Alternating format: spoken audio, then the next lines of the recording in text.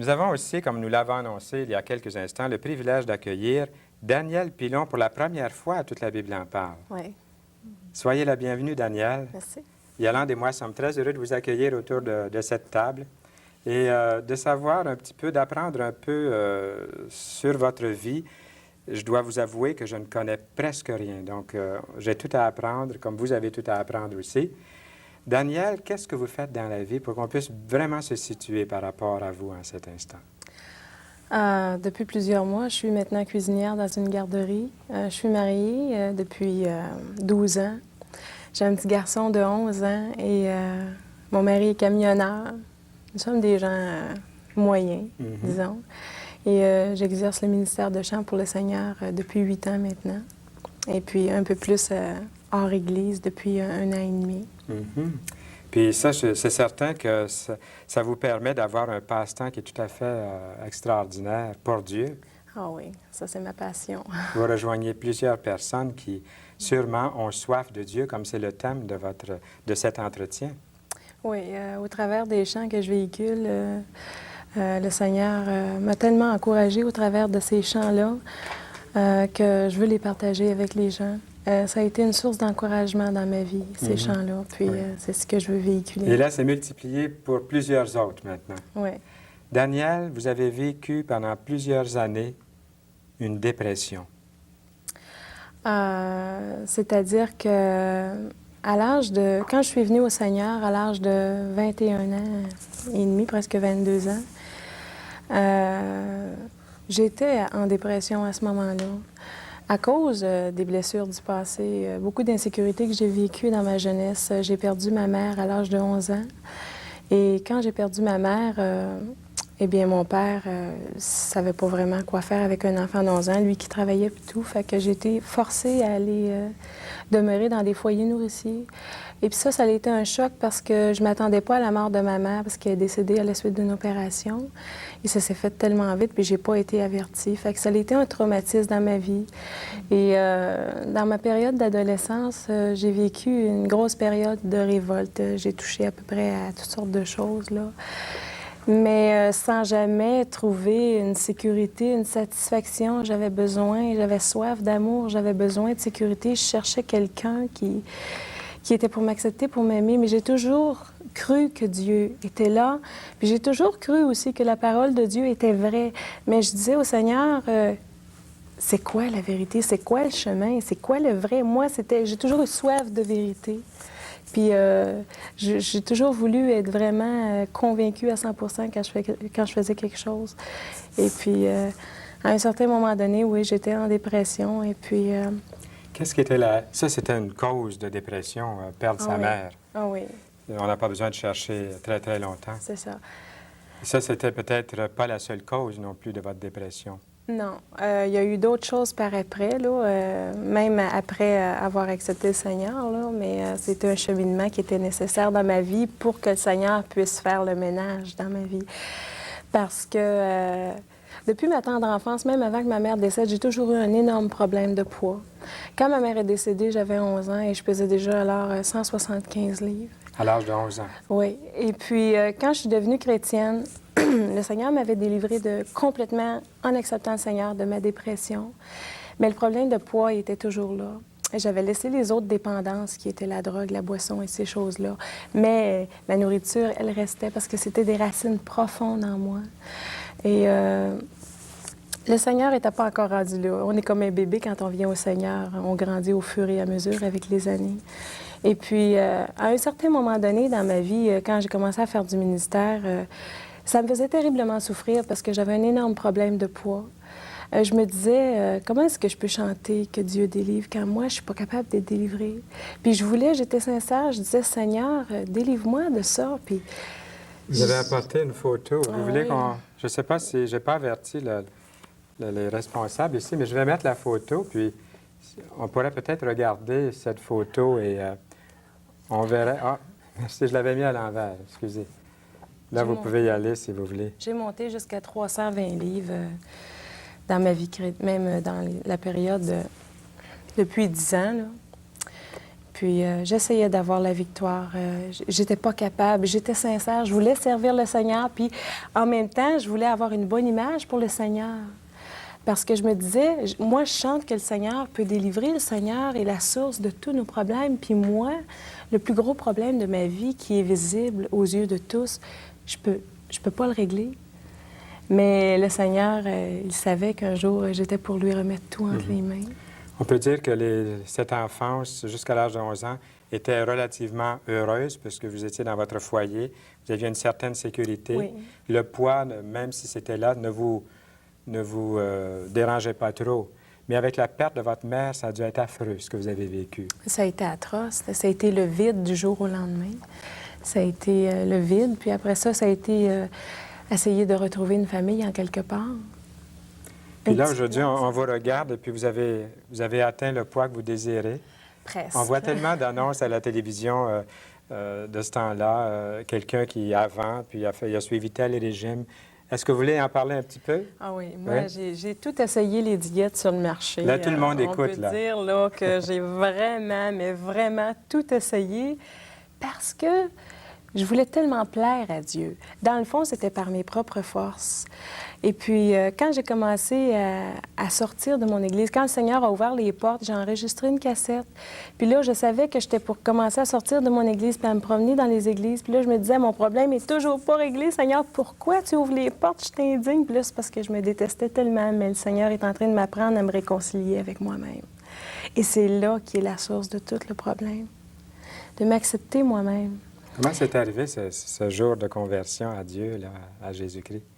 Quand j'ai accepté le Seigneur, Oui. j'étais en dépression depuis plusieurs mois, je dormais plus, puis tout ça, puis j'en ai parlé à ma demi-sœur. Elle est venue père, ici, je pense, non? Non, Non. ma demi-sœur, mon père s'est remarié, puis elle avait une fille, puis on est devenus très, très... elle était chrétienne. Ah oui. Et puis, à un moment donné, je n'osais pas en parler à personne, je faisais des angoisses terribles. Puis là, à un moment donné, j'ai ouvert mon cœur, puis elle m'a parlé de la parole de Dieu. Mais moi, je croyais en la parole de Dieu depuis que j'étais enfant, fait que je buvais ce qu'elle me disait. Mais je voulais vraiment la certitude. Puis ils m'ont expliqué comment faire pour accepter le Seigneur. Puis Qu'est-ce qu'ils vous ont dit? ils m'ont dit fallait que j'abandonne ma vie entre les mains de Dieu, puis que j'étais pour être convaincue à ce moment-là, par le Saint-Esprit, que c'était vraiment là, vrai, qu'est-ce qui venait de se passer. Là, Fait que là, un coup rendu chez moi, là, les angoisses recommençaient de plus belle. Et puis là, j'ai dit à un moment donné, j'ai dit, Seigneur, là, je me suis abandonnée comme un petit enfant dans ses bras. Puis j'ai dit, Seigneur, là j'en peux plus de cette vie-là. Je te demande pardon pour toutes les folies que j'ai faites dans le passé. Je te demande pardon, mais j'accepte là, ton salut. Là, je crois là, que tu peux vraiment me pardonner. Je te demande de vraiment me laver de tous mes péchés. Puis je veux recommencer à zéro, mais avec toi. Prends le contrôle de ma vie. Puis à ce moment-là, il s'est passé quelque chose de vraiment curieux. J'avais comme un nœud en dedans de moi depuis des mois d'angoisse. Je dormais plus, tout ça. Puis à ce moment-là, c'était comme s'il y avait eu quelque chose qui avait sorti de moi. J'ai été libérée. Ça a été comme si j'avais perdu 150 livres spirituellement, parce que je l'avais toujours. Vous l'aviez toujours. Vous n'aviez pas commencé votre régime encore, là? Non. Vraiment, là, spirituellement, là, j'étais délivrée. Le poids était parti. Oui. Mais les racines, plus tard, étaient là. Oui. À cause de votre vie, de votre poids, tout ça. Oui. Et le poids, ça fait combien de temps que vous avez eu enfin une victoire? 1 an et demi. Puis la conversion au Seigneur Jésus-Christ, ça fait? Ça fait presque 10 ans. Presque 10 ans. Donc, c'est venu longtemps après? Oui. Et puis, c'est au travers d'un deuxième burn-out, un coup chrétienne. Oui. Là. Oui, même chrétienne, là, je comprenais plus rien. Mais juste un mois avant que ça arrive, j'avais dit au Seigneur, là, j'avais tout essayé, tous les régimes qu'il y avait sur le marché. Là, je voulais régler mon problème, j'étais sincère. Puis là, à un moment donné, j'ai dit, Seigneur, là, j'en peux plus. Je suis rendue au bout, là. Je veux te servir. Je veux travailler pour ta gloire. Mais comment est-ce que je peux te servir comme ça? Je peux pas comme ça. Et puis, j'ai dit, ça peut pas faire plus mal que ce que j'endure depuis des années. Je te demande de le faire, toi, en moi. Je sais que peut-être que ça va prendre des choses qui vont me faire mal, mais là, maintenant, je suis prête à faire face à la souffrance parce que ça peut pas faire plus mal que ce que j'endure depuis des années. Puis un mois après, j'ai vraiment comme craqué émotionnellement, tout ça. Mais Dans mon désespoir, Dieu a été fidèle du début à la fin. Il m'a entourée de personnes ils ont pris soin de moi comme un petit bébé. Je me suis laissée bercer, je me suis laissée porter par le Seigneur, puis par ses enfants aussi qu'il a mis autour de moi pour vraiment me relever. Sur tous les côtés de ma vie, comme je dis souvent en blague, c'est comme si j'avais été à ce moment-là dans un lave-auto spirituel. Ouais. Tous les morceaux ont été lavés en même temps. Brasses, hein? Émotionnel, physique, Ouais. spirituel. C'était vraiment le grand ménage. Et puis, j'ai vraiment laissé le ministère pour 7 mois. Puis quand j'ai retourné 7 mois après, je pesais 100 livres de moins. C'est ça. Là, je ne sais pas si je vous ai suivi. J'ai écouté très attentivement, mais le régime par lui-même, je ne l'ai pas tout à fait saisi en cours de route. Le régime, Ouais. c'était quand j'ai craqué. J'ai pris conscience. J'ai dit, là, la main de Dieu. Là, c'est aujourd'hui que ça s'arrête, Seigneur. Là, la dépendance que je me suis accrochée depuis des années pour me sentir en sécurité, pour combler ma solitude, je la laisse tomber. Vous voulez dire la nourriture? Oui, je la laisse tomber, la nourriture. Puis là, je sais que ça va faire mal, mais là, j'acceptais de vivre la souffrance puis l'insécurité émotionnelle en m'accrochant au Seigneur. Parce que c'est ce qui est arrivé. Là. Il y avait moins de nourriture. Oui. Vous mangiez moins, puis c'est comme ça que vous perdiez du poids. Ah oui, ah oui. Puis là, vous souffriez. Parce Oui. que de ne pas manger, Ben on a oui. toujours faim. Mais oui, mais j'étais prête à faire face là, à la souffrance. Ouais. Mais Dieu m'avait préparé avant. J'y avais déjà dit, j'avais demandé. Ça, c'est un bon régime, hein? Oui, Qu'est-ce pas que t'en mal. penses, toi? Puis là, ça m'a rien coûté, ce coup-ci. Ouais. Oui, mais je n'ai toujours pas compris le régime alimentaire comme tel, là. Bien, si Ça je veut veux... dire- Avec laisse- mon médecin seulement. C'est ça, ça veut dire laisser toutes les sucreries ou des Ah choses oui. comme ça, là. Oui. Les liqueurs douces aussi. C'est de ne ou- plus manger, je veux dire, compulsivement. Le mot compulsif, ça veut dire de perdre le contrôle. Je le sais, là, la petite cloche là, qui sonne, là, que quand là, que je commence à m'énerver... là, En puis, faisant manger, peut-être? Oui, ou- ou même en mangeant, là, Oui, que je commence trop à... manger. Oui, quand je suis énervée ou qu'il y a une émotion, que j'ai mal ou quelque chose. De plus en plus, avec le Seigneur, il m'a vraiment conduit avec quelqu'un aussi qui m'enseigne comment détecter les... C'est ça. Le médecin, tout ça, il vous là. guide, il vous donne des conseils. Oui, Mais c'est ça. est-ce que ça répond à ta question, Sayala? Ah, peut-être, là.